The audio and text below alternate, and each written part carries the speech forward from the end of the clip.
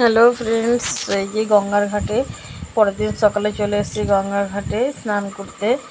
মা, মাসি, পাশের বাড়ির 2 জেঠি গেছিলো, অনেকে মিলে গেছিলাম। তো সবাই এখানে একসঙ্গে ছিলাম না, ভাগ ভাগ করেছিলাম। তো আমরাও চলে এসেছি গঙ্গা ঘাটে স্নান করতে। এবার স্নান করে নেবো। প্রথমে ছেলেকে স্নান করে তুলে দিয়ে নেবো, ছেলেকে স্নান করিয়ে দিয়ে তারপরে আমি স্নান করব। আর এই যে গঙ্গা জলানো হলো, 2টো বোতল নিয়ে গেছিলাম। ছেলে সেই বোতলগুলো নিয়ে কারাগারি করছে, আমি চাকে স্নান করে নিয়ে ডুব দে, তারপরে তুই গঙ্গা জল নিবি।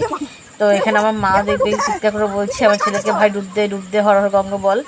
তো এই যে স্নান করে নিয়েছি, স্নান টান করে এবার আমরা সব রুমে চলে আসবো।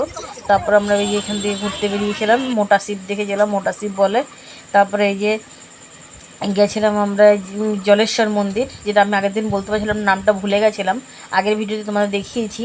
তো জলেশ্বর মন্দিরে এখানে একটা এই যে ছোটোপাড়া পাড়া এসের মধ্যে চিড়িয়াখানার মতন করা আছে, যেখানে কিছু হাঁস, হরিণ, আগে নাকি ময়ূর ছিল, আর অনেক রকম পশু পাখি ছিল।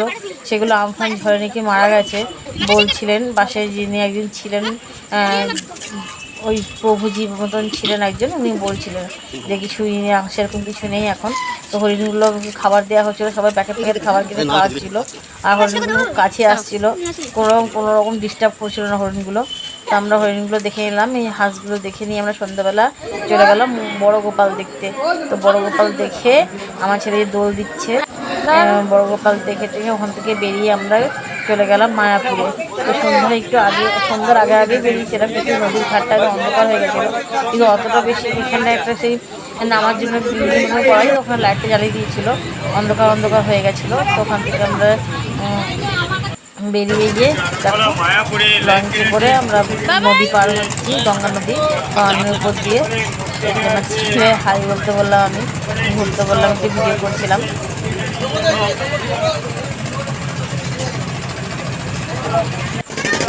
এই যে আমরা চলে এসেছি ঘাটে, এখানে ঘাটে নেমে এখান থেকে আবার বাসে করে আমরা যাবো মায়াপুর। কেন এখান থেকে হাইটাও যাওয়া যায়, কিন্তু হেঁটে অনেকক্ষণই লেগে যাবে, প্রায় আধা ঘন্টার মতন হাঁটতে সময় লেগে যাবে। তো অতটা হেঁটে গেলে আমাদের ফিরতেও হতো আমাদের রাত্রে, তো অত দেরি করে যাওয়া যাবে না। আর দেখো, এটা কিন্তু নবদ্বীপের এপার থেকে কিন্তু ভিডিও না, তোমাদের দেখাবার জন্য আমি এখানে আবার দিয়ে দিলাম যে এই যে এটা হচ্ছে মায়াপুর মন্দির, নবদ্বীপ ঘাট থেকে তোলা। তো ওপারে আমরা এই যে লঞ্চে করে এপারে এসেছি, এসে এই যে হচ্ছে মায়াপুর মন্দির, যে এখনও কাজ চলছে, সামনে দেখতে পারো তোমরা, এখনও বাস বাঁধা আছে। এটা যে কবে শেষ হবে আমার কেন কারোরই জানা নেই। এই আজ শেষ হবে, কাল শেষ হবে, সবাই বলতেই থাকে যে এ বছর ও বছর। তো এই আমাদের ঘোরাটোরা হয়ে গেছে, ভেতরে আমার দেখা যাচ্ছে, ভেতরে ক্যামেরা কিন্তু অ্যালাউ নেই অনেক জায়গাতে, এটা বাইরে রাস্তার মধ্যে। তো আসার সময় একটু নাচ করে নিলাম এই সবার সঙ্গে মিলে। তো হরে কৃষ্ণ। ভিডিওটা কেমন লাগলো কমেন্টে জানাবে, আর ভালো লাগলে একটা লাইক, একটা কমেন্ট করবে। ধন্যবাদ।